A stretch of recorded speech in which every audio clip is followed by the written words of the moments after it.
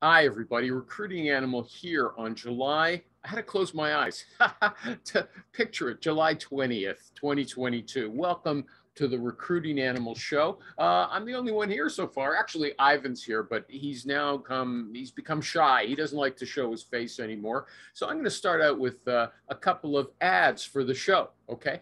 I got a note from a viewer. She said, "Dear Recruiting Animal, since I started watching the show, whenever I have a problem, I do the same thing as you. I ask myself, what would Richie Rosen do?"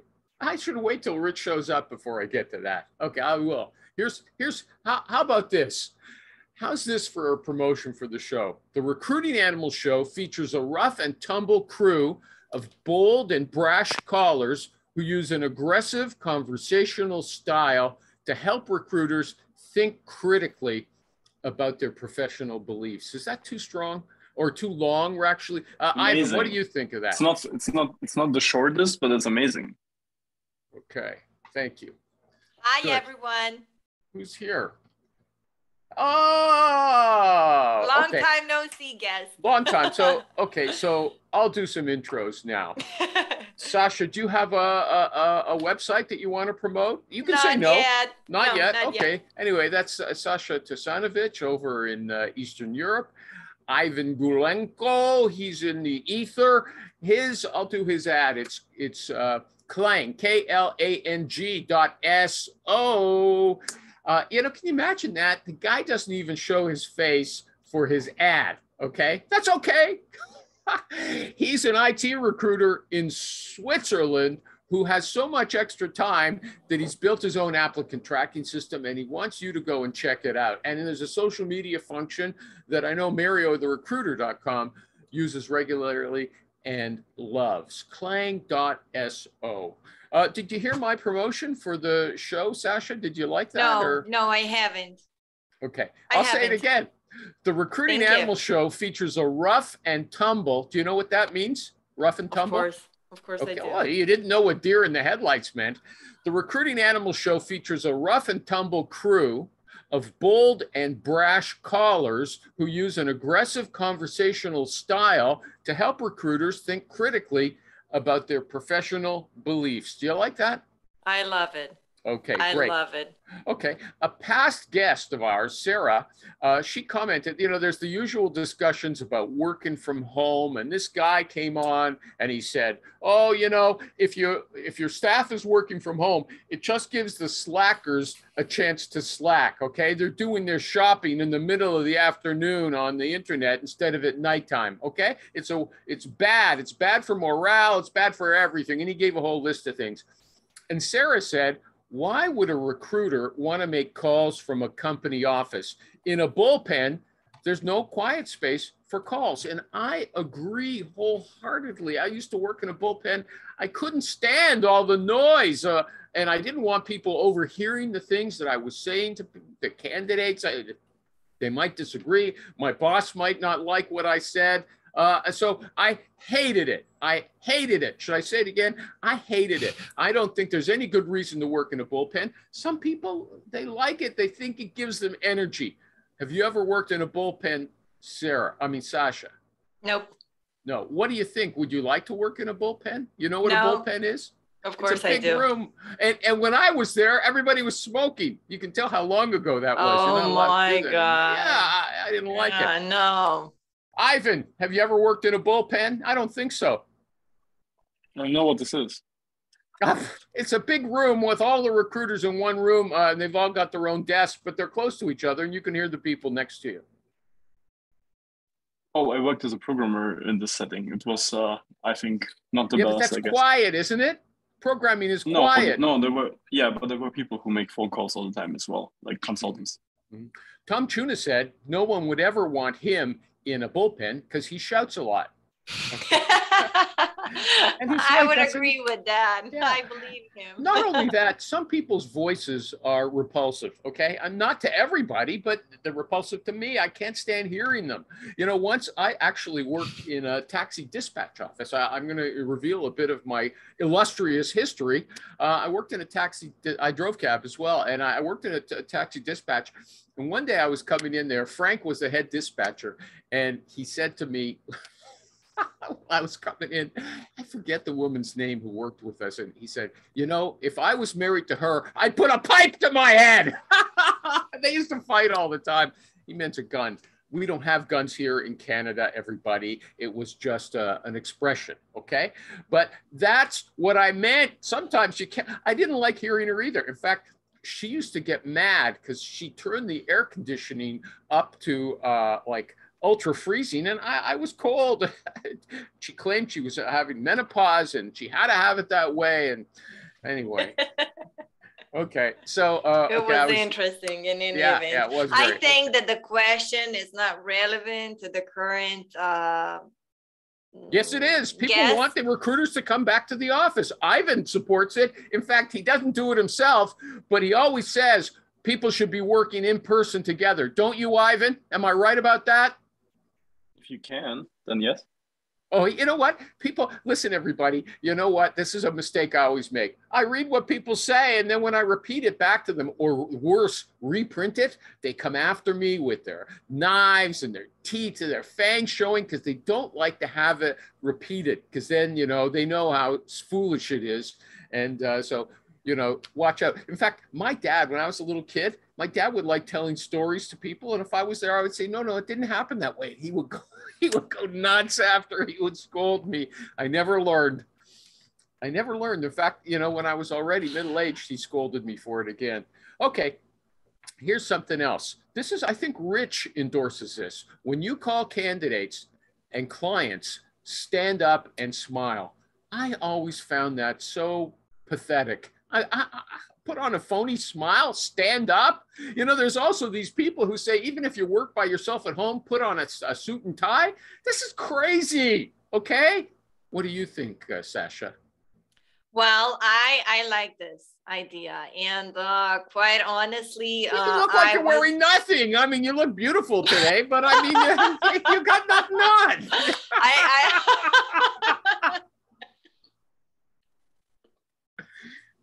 Okay, she'll come back later.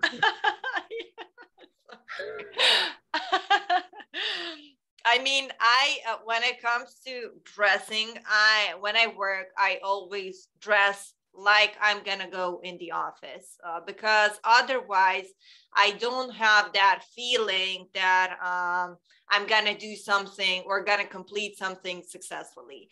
And this is going back to my early childhood because my father never approved that I eat breakfast in pajamas. So I always had to be dressed up as soon as I wake up. What was he, a sergeant in the army? Well, something close to. A policeman. I'll bet he was, or some kind of martinet or school teacher. You know what? Everybody's seen how Rich, the $1 million man, dresses. He wears a t-shirt, okay? Well, I always dress like I would work from the office. Okay, I guess it depends who you are, but I'm going to bet that 99% of recruiters who work out of their home office are wearing shorts, just like I am now, okay? Even in the winter, okay? And okay, what about this? I found this interesting. Gergely, who was once a guest on this show and will never come back. I gave him a hard time. Although he's a great guest, I like him. He said, a company that says, we have no titles here. Sometimes that's how they promote their culture. We have no titles here. Everyone is equal. He said, that's attractive to junior people, but not people with experience. And lots of people jumped on this statement and they said, look, that can't be true. There's got to be a boss. There's got to be managers. All this does is hide the true relationships, which are going to become obvious as soon as there's some kind of disagreement. Hey, Ernie, I'll introduce you in a sec. There's some kind of disagreement. These people with no titles and everybody's equal, they'll start laying down the law, and the new hire is going to feel bad. Hey, what happened to equality? Now I'm just a serf, a peasant here, because that's the truth. Okay, this reminds me of the stupidest term in business currently, although it's fading out, servant leader. Okay, it's some boss who likes to portray himself or herself as a servant because they make things work. What bozos. Okay, before we go, I want to say welcome back, Ernie, foodindustryrecruiter.com. You know, he just went on a trip to Mexico, and he showed a picture of himself at a table with all his friends and, I don't know, relatives and his lovely wife, and he wasn't wearing purple. I said, this can't be the same guy, okay? I've never seen him when he wasn't wearing purple, and I've known him for a few years already. I see him almost every week. I actually have all black. I don't know. It comes out purple. I've got yeah. Okay. But does anybody else want to comment on that? A company saying we don't have any titles. Is that going to be? I don't believe in that. I don't believe in that, because eventually someone needs to be responsible for the things that needs to be done. And if there are no titles, I mean, maybe I'm understanding it wrong, but yeah, you are understanding it wrong. There's no titles, but there is power. There is a secret power structure. They don't have the titles, and maybe they all dress in T-shirts. Somebody's the boss. And when push comes to shove, the boss is going to say, hey, it's me, okay? You follow me? Yeah, I do, but I don't like it. Ernie, do you like it? No, I mean, it's what always happens is that no matter who's at the top, never gets fired. It's always okay. But do you think that would be an attraction for junior people for a company to say I don't, because I would look at it like setting the groundwork to go to my next step. So I'm just a regular employee, but then I become a supervisor, then become a manager. Title is important as to where you go. You know what? That was in the article I read. That was some people want to know that they've got a career progression, that they're not just everybody the same. I have to say, though, it appeals to me. The idea appeals to me a lot, you know? So it's appealing, but it's not a selling point. You know, if that's you know what, you can still, it's still the democratic spirit, you know? Yeah, okay, I've always hated it. If you watch those old movies, I don't know if I've lost my audience already. Yeah, Sasha, anyone tell me if I'm boring, but when I watch those old movies and they've got a servant or somebody working for them, and they call the person Bill, even if Bill's double their age, and he says, Mr. So-and-so or Miss So-and-so, I always find that disgusting, degrading. Oh, I gotta call you by Mr.? You got a name just like me. You would prefer Master Animal? No, not master. And I don't like it. I've gone on tirades here of doctors who want you to call them doctor, and they want to call you by their first name. And it doesn't matter if you're double their age. Okay? Well, doctor, I'm in the guy's office. I'm in a hospital, and I got to call him doctor so I know what his job is. Stupid. Okay? Yeah. So that's why it appeals to me, this illusion of equality. In a democratic country, I think it's important. Okay, so there we go. We disagree. Anybody got I feel like I'm wandering today. Does anybody want to talk about something? Sasha, have you had anything happen to you since we last saw you that you want to tell us about? Yeah, I joined a great network of people over here who are working remotely, and most of them are in IT sector, and I met some great people and found out how people in Serbia are actually working for the companies abroad, and what are the types of sales funnels they're using. So I'm in the process of learning and getting better, but I still need to put myself out there and throw myself in the fire. You still need to learn how to tell a better story. I mean, you didn't tell us the name of the group. You didn't tell us where you found them. Well, there is no, okay, so the name of the group is NS Business Talks, and it's happening once a month. It's an in-person or on-site event, okay? So if you're in Zagreb, or where well, if you're in Zagreb, you need to come to Novi Sad because the events are happening locally, right? Okay. We don't have many people from there, okay? I don't want to talk about that, but good for you. I'm glad. Thank Ernie, you. is there Thank something you want to tell us? Well, the good thing is that I have, never mind. Have you had a problem that have you had a problem that you solved that you want to tell us about? That I solved? No, I'm still inspecting my niche. Okay. Okay. And I have a question when it comes to niche. Do you think that you need to be passionate about what you're, well, eventually selling? I don't think so. I don't know. Are you passionate about the food industry, Ernie? I'm not passionate about anything, you know. That's his strength. That's his secret power. No drama. I mean, it's when you're talking about being passionate, you know, like if you really like it, you like it. It's good. But, you know, it really is, you got to know what you're talking about. And if you know what you're talking about, then you're good at it. But you can have passion and not know what you're talking about. Well, here's the thing. No, the thing is, if you're working in the bottle cap industry, bottle caps aren't that interesting, okay, to the average person. But like Ernie says, if you learn a lot about them and you can use that information, it does become interesting. I don't know if that's a passion, you know, but there's a level of interest for almost anything if you learn about it. But, you know, when you look at a niche, you got to also ask yourself, okay, what is exactly a niche? I mean, if I look at the food industry, that's a niche. Every job in there, it could be considered in a niche. But then what if I wanted to narrow that down? If I wanted to do just plant managers, quality assurance managers, is those two making it a niche? Or what if I wanted to make it into just a certain regional area? You're talking crazy talk, Ernie. No, okay, no, we no, all no, understand that, okay? I understand what he wants to say, and I could relate to that because I was thinking, I mean, I'm passionate when it comes to sales, when it comes to negotiating, when it comes to recruiting, interviewing candidates, contacting them. However, I wouldn't like working in the industries where I have experience, okay, since that's not something that's driving me, if that makes sense. So. Well, what are you saying? No, hold on. What are you saying? That, you know, even if it's, you know, something that I'm not passionate about, I have to find the field interesting, at least to want to get involved. Is that what you're telling us? Yes.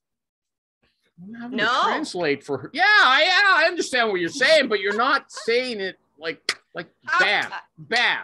You and Ernie are dragging things out. Okay, Ernie, did you want to finish and get? So I gave you lots of time now to organize your thoughts. You kind of threw me off, animal. No, no. What really it's about is it's a constantly changing thing. You have your niche. If you That's not what she asked. She says you have to feel excited about it. Say yes or no. The answer you said no. Right off the bat. You said no. I know, and you don't. But I mean, what you can do is develop that excitement, and that excitement comes with experience and knowledge. If you then become the person that recruits techs in this field, then you become that person, and that, I think when you get money, the passion becomes there. Like you look at Rich Rosen, right? He talks about a certain specific type, and that's all he does. But when you go outside of that area, it's a lot more work. So what he's done is he's developed this stream of people that know him, clients and candidates, and he's created this monster job for himself. And that's what I'm saying. That's when you get the passion. When you're successful, when you narrow it down and you're the go-to guy and you're raking in the money, it becomes exciting. Right. Is that what he's saying? And I think so. And also when you do it for yourself. And isn't that a whole lot of passion if you're making a lot of money and giving it to somebody else? If they're giving you a chunk of that money, then that's a different story. I think Sasha would agree with that. She just said she's very business oriented. I love negotiating. Most people don't like negotiating. What do you like about it, Sasha? Well, the excitement that the outcome is not predictable. You never know. You don't know how the other side is going to react to your conditions, right? And to you're not what you afraid have of to losing. offer. Most people are afraid of making a mistake and losing in that negotiation. But you learn with mistakes. You learn with mistakes. You're getting better with mistakes. So you're not afraid. You're not afraid of losing or making a mistake. No. Great. Ernie, do you negotiate with people? I tell them what my criteria is. And That's if they don't like it, I walk away. Yeah, okay. He's ready to walk away. Okay. You know, I mean, let's put it this way. If somebody, you know, I ask for 25%, I'll make them 25%. If they want 20, I tell them no. If they don't change, then I say, thank you, bye. But what about, well, but someone like you mentioned, Rich, super rich, he'll say, well, look, if you remember, what does he say? He's building new things. If you want a guarantee, I'll charge you more, or no guarantee, I'll charge you less. There are elements you can barter for. But you look at all that stuff he's doing, it's all in his favor. None of that stuff is in the favor of the company. You know, it's like, I'll give you no guarantee. That's my program now. Yeah, my point was different. You're pretty black and what you're saying, it's actually good for me. You're black and white. Look, this is what I charge. I'm not negotiating. But I'm saying some people, they'll find they don't want to take a hit. They're not losing, but they will find elements to negotiate. They'll look in it. And if I understand Rich's program, say like in guarantees, right? There's no guarantee. That's new. But if you want a 30-day guarantee, then my fee jumps up to 5%. Yeah, 5%, then 5%. So that's all in his favor. But he's very clever in how he words it. Okay, but he does negotiate. That was the point, that there's always a way to negotiate, even though it's simpler just to walk away. Yeah, I mean, it is if you want to complicate it, if you want to do it that way, yeah. But you know what's interesting? It's just that she's a young person. I'm sorry to keep mentioning that, okay? But she's a young person, and she's ready for a fight. I mean, that's the impression I get from her. She's not afraid to fight. This is what I want. Yeah. What do you think about what Ernie said? Take it or leave it. That's not you're not a take it or leave it girl, are you? Well, it depends. It depends. If somebody is not my cup of tea, then I'm going to leave it. Oh, okay. Somebody. That's Ivan's philosophy as well. If you don't like that person, walk away. Same as Rich. Okay. What about this? I have a friend I mentioned. He's sending me a lot of, he found out about the show. He keeps sending me these career articles, which I never really read before. And this one made me say, is ass kissing during interviews good? Okay. And here's an example. The article said, when you get, after the first interview, you get to some of the more senior people, you say, I've heard so much about you from previous interviews, so it's great to meet you in person. Great. I don't know. I would never say anything like that. Is ass kissing, telling someone how great it is to meet them, is that good? For a candidate? Are you doing it for the sake of a client, or are you doing it for the sake of a candidate? For a candidate. No. Would you tell your candidate to say that to someone who's interviewing her? It's so great to meet you. I've heard a lot about you. Stuff like that. When you're telling a candidate. Yeah, you're coaching the candidate. This was a career advisor telling people, job hunters, hey, when you go in there, tell them, oh, it's so great to meet you. I heard about you, blah, blah, blah. Mind you, if I read a half a dozen articles about the company and they kept talking about this person, maybe it needs a little context to sound right. Yeah, hell, I read these articles about you. It's nice to meet you in person. You come to life off the page. That's kind of real for me. Sasha, you want to comment? No, I don't want to, because I would never give an advice. You're not an ass kisser? Okay. No, what about you, Ivan? I don't think Ivan's an ass kisser. Ivan, do you want to comment? No? Okay. He's vacuuming his house while he listens to. Well, I've heard a lot about you, and I want to say thank you for allowing me on the show. And I was looking forward in participating. That's what you wanted to hear. You heard a lot about you. It's all bad. It's all bad. You Sasha, you blew it. You had your chance. I read about you in some articles before I came to the company. I read about you on Glassdoor, and I don't know if I don't think they should have said those. I don't think they should have said those terrible things about you. It can't be true.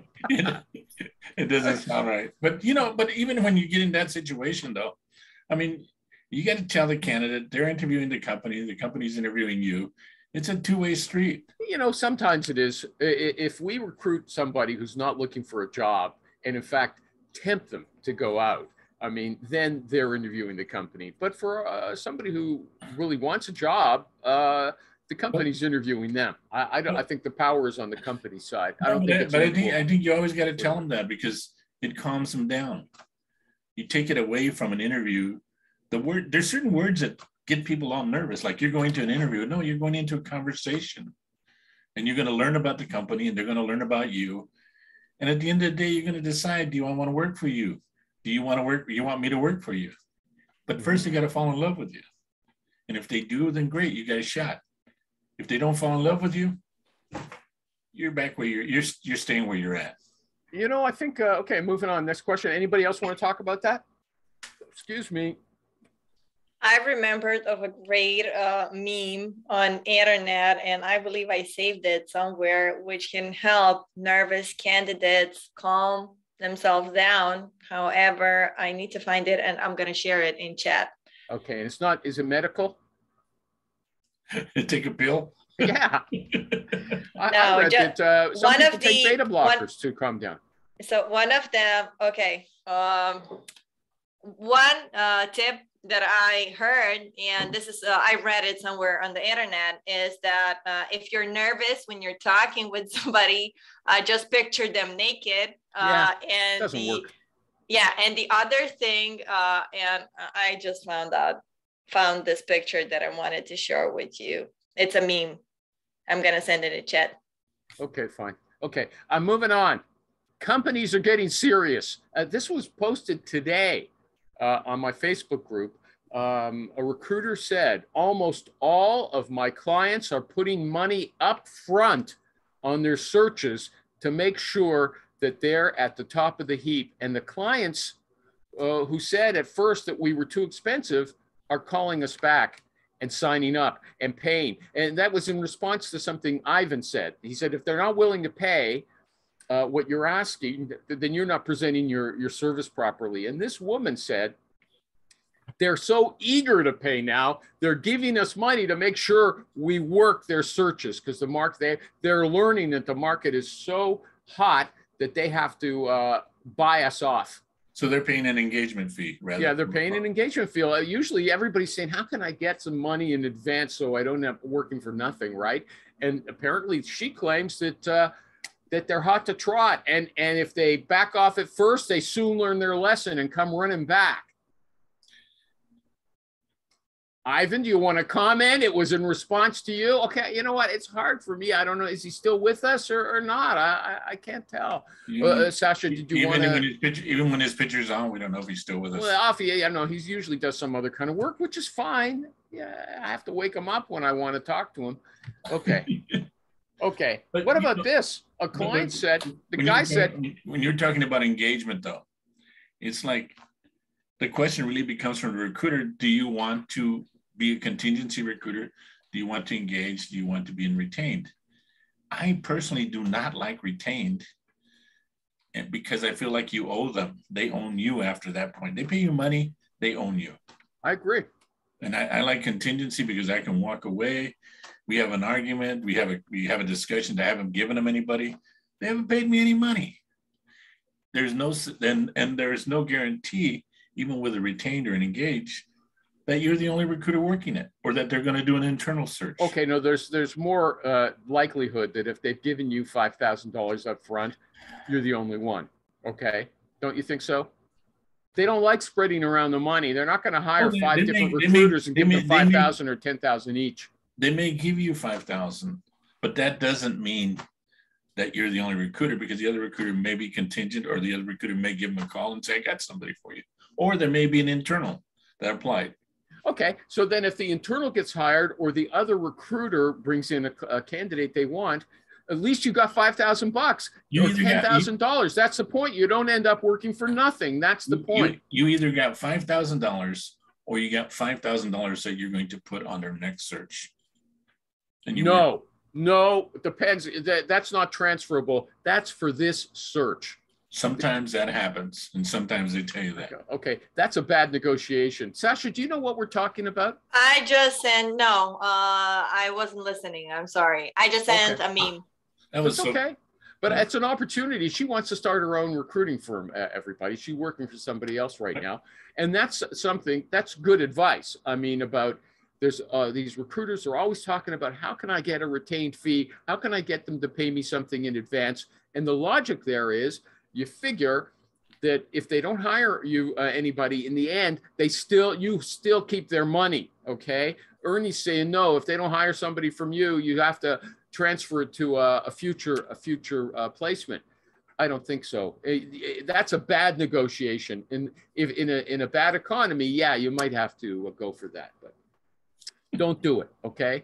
Say, look, I'm taking your 5,000 or 10,000 up front. If you hire somebody internally, or like Ernie said, from some other recruiter, that's not coming back to you. That's not refundable. Okay. I just wanted you to know that. Okay. I think that's a BS. I know that goes in the favor of recruiters, but I mean, I wouldn't agree with that type of policy. Just recently, we contacted an agency to help us with our hiring efforts, hiring needs, right? And over the weekend, we had a great number of applicants and managed to fill 2 positions ourselves. So we ditched the agency. And I mean, what would happen if we would give them money up front? I mean, the company would lose money for nothing. Yeah, first of all, you'd only give them money up front if you had trouble finding people on your own. Okay, I don't know why you engaged them in the first place if it was so easy. The people were rushing to you. That's some story you told us. Okay. Look at the meme that I sent. I can't. I'm running the show. I'm running it off the rails already. I can't look at your stuff at the same time. Why not? Just look at it. I'm not good at it. I can't do 2 things at the same time. Okay. I can't. You know what's that? Pat your stomach and rub your head. I can't do that. I want to talk about this. I've never heard about it before. The recruiter said, I have a client who wants to pay extra if the placements occur faster. He said, I was thinking of asking for an extra 5% if they hired within 5 weeks. And Tom Tuna gave an interesting reply. He said, forget about it. He said, tell them they control the hiring process once you submit someone, and you just want them to pay the fee on time.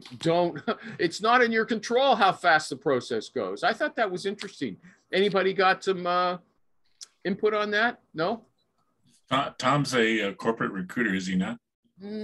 Kind of, yeah, hybrid, but yeah, we'll say he's a corporate recruiter. He wouldn't like to see that expression on you, Ernie. Well, I just think corporate recruiting is different. It's different, okay. and their experience is different. And I think if you talk to other people that have done agency recruiting, especially if they're solo, it's a whole different world. And I don't think they're the same. It's okay. and corporate recruiters get. What about that 5% for extra speed? Would you take it, or would you put some conditions on it? What would you say back to them? I would tell them this is my fee. Okay, so you would do the same thing after you diss Tom. You're saying I would do the same thing as him. I'm not gonna jump for you like a little dog. I see it for different reasons. I see it from experience. Tom says it from a corporate standpoint where he's getting $1. He's getting a regular paycheck. Okay, I'm moving on. Okay. Okay, here's Ivan. I see he's still with us because he's passing notes over to Sasha here. Because he's got lots of time to look at her pictures. Okay. No, you can't see. Okay. Sasha, you can't open it. Oh, okay. He's only an IT guy. Okay. Ernie, would you be as kind as to check if it can be opened? I did try to open it. and it wouldn't open. So I should set it up so you guys could put up pictures and everybody could at will, and you can copy and paste it on there. I did. No, you gave us a file to open up. Can you believe these guys are talking, how they should do this stuff in the middle of a show? Okay, let me move on. Okay, this is from Ivan. It's how to deal with rude people. He said, if you reply, the nonsense will continue. Okay, that's one take on it. Someone else posted a quote from Jack Kerouac. Do you know who Jack Kerouac was, Sasha? I'll bet $1 million you don't. Okay. No. Ernie does, right? Ernie does. Jack Kerouac? Jack, No. Give a whack. No. Give a dog a bone. I don't know. No. He's the most famous beatnik author Really? in the 1950s. Jack Kerouac. Yeah.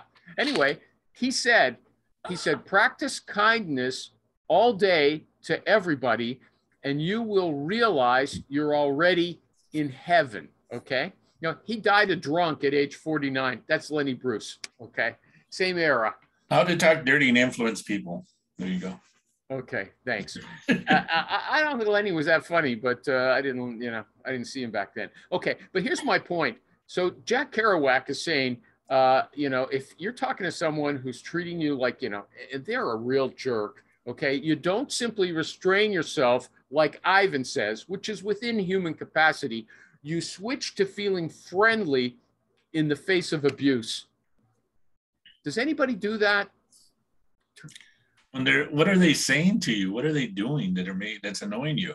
Oh, well, even our good friend Donna, who's you missed it. She's on her way out of these. She's going back to teaching. Yeah. Okay, she said, sometimes people will get mad at her for bugging them when she makes a cold call. So Jack Kerouac is saying that you should feel kindness towards these people, and that's going to help you get through your day. You're going to be happy all the time. Recruiters have to know how to deal with friction, okay? Because I talk to this. I see recruiters posting all the time. They call people up, and then people yell at them. How dare you? I've had it happen to me, especially with IT people, because they're in an office with other people and they're introverts and say, "How'd you get my number?" Like I'm a predator, a sexual predator. Okay. Yeah, no, that's true. You don't need to get all excited about it. You just tell them, you can hang up.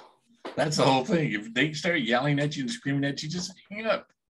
And then just put on your database, this guy's crazy. That lady's crazy. Okay. You don't have to get all excited. Okay, fine. What about this? Anybody? It's okay. Anybody?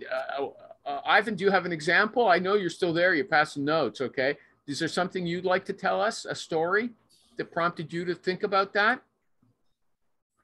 No. Okay. Yeah, but like crazy people, I mean, not crazy, but like you can tell, like, okay, now, like, if I, like, just, it should be now, like, a little bit of silence. And this is the best treatment for this relationship. So sometimes this is the Where's your face? We can't see your face. He doesn't want to show it, okay? He's a real person. Okay, but when you, Ivan, so what? I don't care. Well, okay, do you stay on the phone with them, or do you hang up and be silent, or do you hang up like Ernie advised? No, this hanging up, I think this is like super bad vibe. I mean, you just end the conversation in a polite way as fast as possible. Or you end it, because I thought what you just said was kind of interesting. You just go silent, like a psychiatrist. No, silent. If it's text, I was referring. If it's text, then you don't need to reply. Okay, it's a whole different ball game. Yeah. I you just say, okay, sorry for bothering you. Thank you. Bye. Okay. I just want to tell everybody, we've got the 10 short recruiting rules, and that's Ernie's rule: is no drama. If you're upset about something, move on to the next call. That's his rule, the Ernie rule. Okay. Because Sasha, I'm not going to keep asking for people to contribute. If you want to say something, you're bold enough to okay, feel free. No. Okay. Or if you have a critique and you say, an animal, this is driving me crazy, you're so boring today, feel free. I need that kind of feedback. Okay. Or if you want to compliment him, you feel free to compliment him. I don't like compliments. Okay. Enough like, you know what, Ernie, I started reading a compliment and then I was saving it for Rich, but he's not coming. So I'll read it. Dear Recruiting Animals, since I started watching the show, whenever I have a problem, I do the same thing as you. I ask myself, what would Richie Rosen do? And I've watched the show enough that I can hear him telling me what he would do. So I want to thank the animal. I want to thank the animal crew for all of the culture ads they bring to our little world. Culture adds was something we discussed, I think, a week or two ago. Okay. No, listen, I would say listening to Rich, you learn a lot.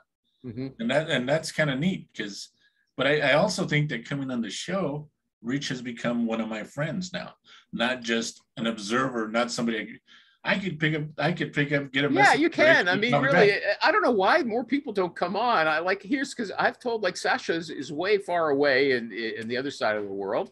And yet, if she wanted to, she knows a bunch of people now that you met on the show, and it's very nice. And I would also say people pay money to go to these seminars.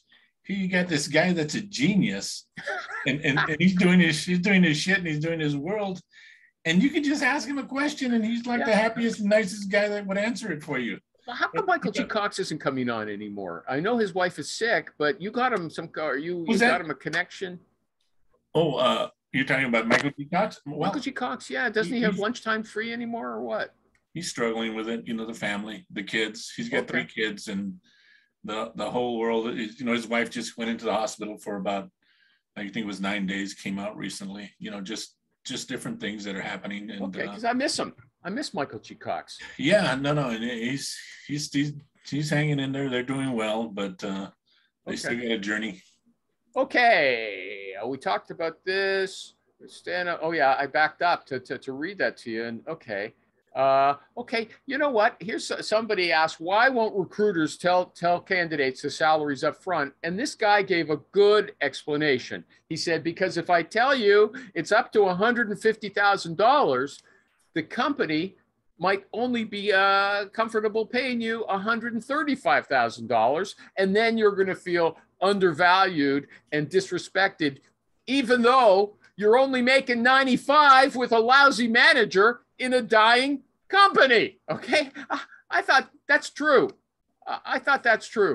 It has to do with your approach and how you start the conversation. And really, what happens is you can go in there and try to sell the job and all this, but you got to quickly turn it to, let's talk about you. And what you do is you start asking them questions like, what are you currently doing? Why are you looking to leave a company? But let me ask you this, most importantly, if you were to get another job, what are your salary expectations? Now, they will tell you not their salary, but what they're expecting. If that's within the realm, then you tell them. No. Okay, so let me just get this. What are you saying, Ernie? So I'm happy to learn from you, not just Rich, okay? If somebody comes on and you get them on the phone, you say, Ernie, the first thing he says is, Ernie, what are they paying? What's the compensation? You say, I want to talk about you. I don't want to talk about the money. Is that what you do? Do you deflect that? Yes or no? I do. No, I do. I tell them, I go, look, before we talk about this job, and I'm going to tell you every goddamn thing about the job because you're yelling at me right now, but I'll tell you all about the job. But before we do that, let's talk about you and let's see what the heck you want. Are you willing to do that? And they go, yeah, okay, first, what's your job title? What are you doing right now? Where are you at? Where are you living? Are you renting? Or are you not? Good. I'm going to ask you all these questions because I need to know this information to see if this job is a fit for you. And then you ask them, what are your salary expectations? And then they'll tell you. No, if there was a follow-up here, what if you actually tell the person says, why can't you tell me the comp? And you give them the full comp. They're paying up, 100 to 150, depends on the person's experience. What are your salary expectations? They say, I'm not saying, okay, because they don't want to get lowballed. What if they won't give you their salary expectations? If they won't give me your salary expectations, then I can't help you. It's simple as that. And then the guy says, Ernie, you called me. I'm not looking for help. Then good. Then let's move on. So you're like Mr. Walk Away. That's what I'm gathering from everything you've said in the show today. I'm looking to work with people that want to work with me. I ain't got time for bullshit. So if I'm gonna fight with you, there was a thing I read about somebody saying this candidate's gonna be a high maintenance. You don't want high maintenance candidates. You don't want those kind of people going out. So you want to tell them this is what it is, and let's talk about it. You're asking me what the salary range is. Okay, I'll tell you it's 110 to 120. And then they go, well, I'm looking at 135. I go, we can work that out. But you don't give them the whole salary range. Just like I never talk to them about bonuses. They go, what are bonuses? I go, look, bonuses don't matter. They'll tell you the bonus program, whether they pay out or not, is up to the company. And I've had bonuses where I've worked in a company that they told me in the month before bonuses were paid out that we're not giving out bonuses this week or this year because such and such happened, the CFO messed up, you know, and you get no bonus. So let's talk to the facts. Let's talk to salary, base pay. That's all that matters. Bonuses are just a big plus. But what I'm saying is when you're talking to a candidate, you got to be in control. If you're not in control and that candidate can badmouth you and talk to you, then you gotta think about whether or not you want to deal with this person, and then you got to talk back the same way. Well, we've had a guy used to be a regular on the show. I won't mention his name because he gets mad when I quote him, but he said he's made millions of dollars walking away, and that's what you're saying as well, Ernie. You're willing to just walk away. You know, this is how I work. This is what the money is. Yeah, you know, if you don't want to play ball with me, okay, maybe we'll speak another time. Whether it's the potential client or potential candidate, Ernie's no drama, no fight, okay? And it is with this job only, okay? We're talking about this position. I'm going to talk to you tomorrow, the week after, a month later. You may be a totally different person. And I've done that with a recent candidate where there's a guy that I've known. Last time I talked to him was 2 years ago. I hated his guts. He was rude. He was just a jerk. He came up again. I called him. It was a different guy. Same person, different personality. It just depends on what's happening in their day, in their life at that moment. And you can't get stuck in that.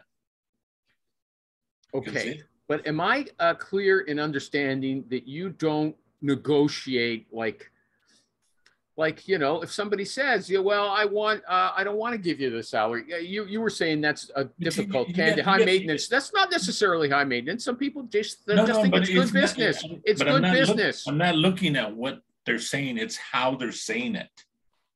If they're coming at me like a mad dog, then that's a different story. If they're coming at me with you just added that. What if they're not coming? Just so Ernie, I don't want to give you a figure. I want to see what the job involves clearly before I start putting any figures on the table. And I can tell you what that is, and that'll come with a discussion. Now I'm going to tell you one thing.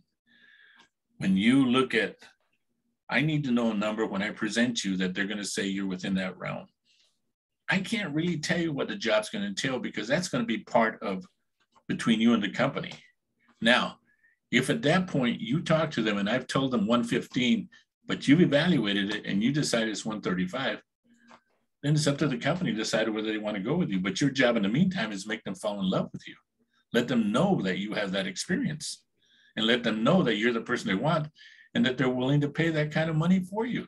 So you would, if the guy said 135 and you quoted him 120, you will negotiate with him. You will try to persuade him or her to go out. I will tell them, I will present you at 135. They're looking at 120, but I think you're worth presenting. Do you want to go with that, or do you want me to lower it to 120? It's up to you, because they may come back and tell me they don't want to talk to you, and they've done that, and they may say we're willing to go up a little higher. It's up to you. You tell me, Mr. Candidate, Miss Candidate, what you want to do. It's your call. I got a follow-up question before I forget. So you mentioned high maintenance. I was just thinking about that this morning. They've got this term, brilliant jerk, okay? So you don't really like the person, you know, but you can see they've got fantastic experience. And she or he sounds very sharp and knows all about this position. You feel they have something that they could really contribute to the company, but you have a sense that this person's got a personality difficulty. Would you go back to your client and say exactly what I said? This person's great on paper. You might have emotional difficulties. Is that what you would say? How would you put it exactly? Look, I talked to this person, and I don't know if he may be a right fit for the company, but that's your call. I want you to know that I think he can contribute to the company, but I think he can be a little difficult. So would you like to schedule an appointment with him and talk to him? And then you figure it out. Now, some companies will accept that, but I have found that in the long run, that when people do that and you make exceptions for one candidate, it may ruin the whole culture of the company and what they're trying to do. But you want your hiring manager, you want your HR manager to know up front what they're getting into. Because what you don't want is you don't want the company to come back and say, what the hell did you give us, Ernie? And you go, nope, I told you. You're the one that made the decision. But I was upfront with you as to my evaluation, and that's why. Now, are you like Amy? I've got two questions there. Amy says, always have a paper trail. Don't tell them that over the phone, or if you do, send a follow-up. Because they might come back to you and say, Ernie, with this person, to a month later, this guy's a jerk, you know? And you say, oh, I warned you. And, you know, that has evaporated from the client's mind that you actually warned them. I don't like putting paper trails because all that can come bite you in the ass. Just don't put anything like that nowhere. Okay, hers is different as well because she's inside a company. Yeah, she knows the people and she's talking to them, but she's the person I'm talking to, like an internal recruiter. Yeah. Okay. Well, here's another question before I forget. What about this person? Is you're going, you do a pre-screen on the person, and she can see that she's got everything and she can contribute a lot and take this project or whatever they want to hire her for, that position. She could do a lot for the company. But you tell the company that she's a difficult person. At least that's how you experience her or him. And they say, no, you know what? We'll take a pass. What are you going to say to her? They decided to take a pass on you. They looked at your background. Thank you. But Ernie, why would they take a pass? I mean, it's obvious that I'm a great fit for this job. Every company has their criteria. My job is to present you. Your job is the company. So you're telling me you don't know why they ruled me out? Nope. I'm telling you, I don't know why. They make a decision. Oh, wow. Okay. All right. Thank you very much. I enjoyed talking to you. And if something else comes up in the future, I'll get back to you. Thank you. Really? Wow. And then if they get abusive, you just say, look. Love you very much. Got to go. Bye. Love ya. Okay. Sasha or Ivan, you want to ask Ernie any questions about that? Because I'm liking talking to him about it. Okay. You actually say love you very much, or like this is actual language you use? No, but that's the attitude I have. I mean, you don't get all emotional, you don't get all crazy. You just say, I enjoyed talking to you. We look forward to working with you in the future. If something comes up, we will contact you. Thank you. You got any questions? Give us a call. And you don't feel uncomfortable about that? You don't feel you're in an awkward position? I never feel like I'm in an awkward position because I have no control over it. Okay, because everybody's always talking about transparency, and other people, the obvious answer is, some people, especially if they're reactive, they can't handle Jack Nicholson. They can't handle the transparency. As you look at things, people talk about being transparent or whatever. Nobody's transparent. That's bullshit. People tell you what they want to tell you, and your job is to present candidates and not create any legal problems for anybody involved. When you're in HR, your job is to keep the corporation out of court. That's your job. And I tell you that because I was VP of HR and that was my job. So you try to figure things out, smooth them out before shit happens, and you go from there. Okay, so when people, this is a big deal all the time about feedback from candidates who strike out. They're hungry to know how they can improve themselves, their presentation at the next job, or get some. So you never, would it be true to say you never give feedback about a rejected candidate? So if it's work related, yeah, I'll give them that. You didn't have enough experience. They were looking for somebody that had experience with 200 suppliers. You only have experience with 2 suppliers. You try to knock down the qualifications. But when it comes down to personality, you kind of can't really talk because you don't really know what their personality is, what they want. But even underlying that, given what they're looking for, they may not want a certain segment, a certain whatever, but you're not going to go there. You know, and there are companies that I know that they tell me that, you know, they don't want this kind of person or that kind of person, and they don't want a loudmouth, they don't want, you know, whatever. They don't want old people, they don't want young people. And don't put yourself, you shouldn't have said that, okay? Because no, puts you in a bad position. No, but I'm okay, telling you. Loudmouth is okay. No, but what I'm telling you is the truth. And what you got, it's like living your life. If you know you go into a certain bar, you may get your ass kicked.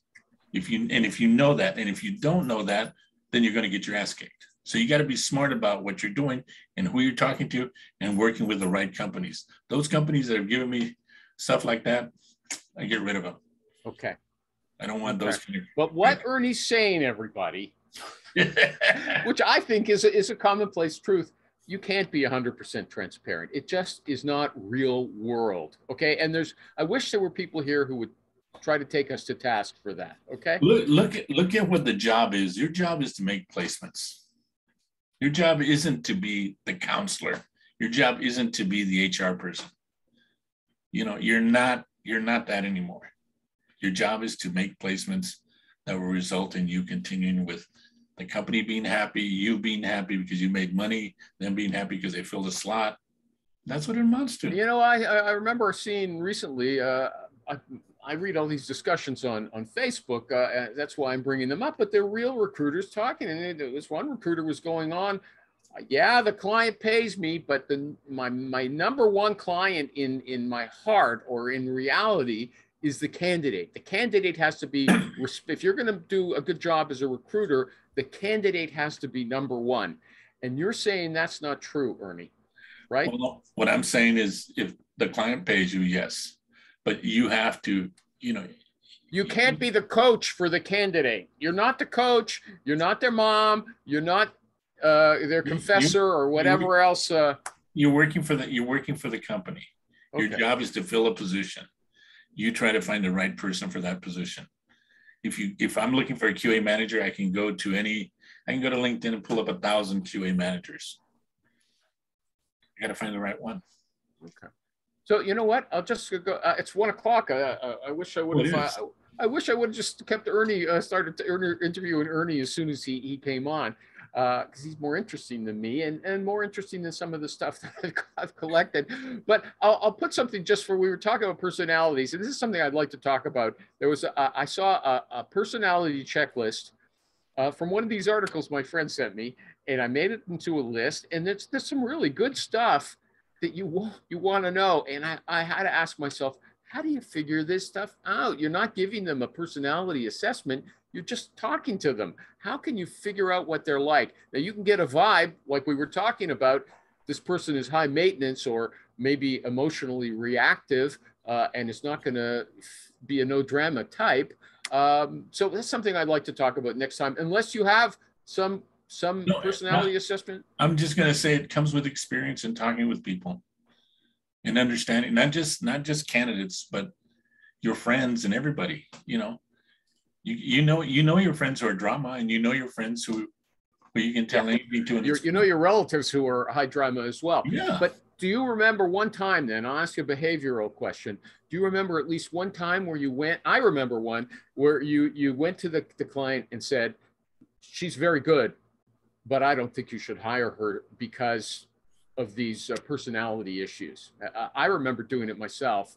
They didn't listen to me. What about you? No, I've done that. I said I wouldn't recommend you hire her, but you know, it's your call. What did she do that made you say that?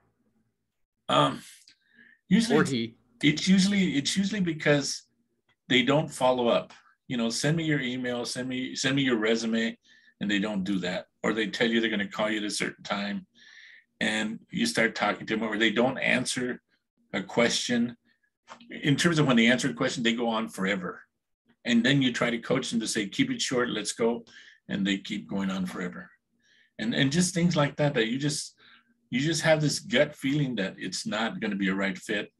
But that also comes with knowing your client very well. But what you want to do is make sure that your client understands that you're looking out for them.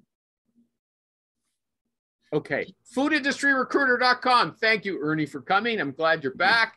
Thank Sasha, Sasha, our beach girl, you got the blonde hair, That's right. the shoulders today, and Ivan up in the ether, clang.so.